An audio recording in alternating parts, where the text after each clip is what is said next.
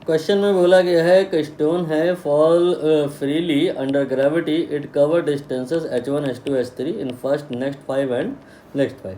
कहानी मतलब ये है कि टोटल आपने वही कोई 15 सेकंड का टाइमिंग लेना है और इसको 3 पार्ट में डिवाइड कर देना है। ये 5 सेकंड, फिर इसके बाद अगला 5 सेकंड, फिर ये अगला 5 सेकंड। तो पहले सेकंड में पहले 5 में ये h1 चला है और अगले 5 में ये h2 चला है और अगले 5 में ये h3 चला है। तो h1 h2 h3 के बीच में रिलेशन क्या होगा?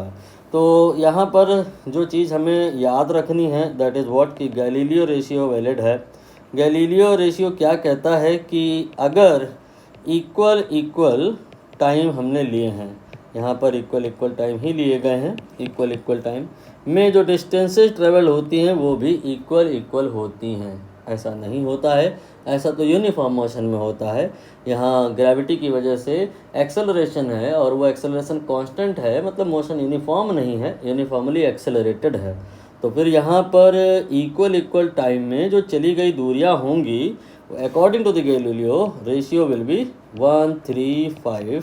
इसका मतलब ये है कि h1 then h2 then h3 will be equal to 1 then 3 then 5। ये इस क्वेश्चन का आंसर है, बट करस्पॉन्डिंगली कौन सा ऑप्शन सही होगा आपकी, अगर प्रीवियस स्टैंडर्ड क्लासेस आपकी कमज़ोर रही हैं 5वीं 6वीं 7वीं वाली, तो यहाँ आपको सुविधा होगी। आपको इसको ही लिखने का दूसरा तरीका आना चाहिए, that is h1 divide by 1, फिर इसके बाद h2 डिवाइड बाई 3 और फिर इसके बाद h3 डिवाइड बाई 5। अब आप देख लो यहाँ पर कौन सा वैलिड है। I think D option h1, यहाँ कुछ नहीं लिखा है, डिवाइड बाई 1 मानेंगे, h2 बाई 3 h3 बाई 5।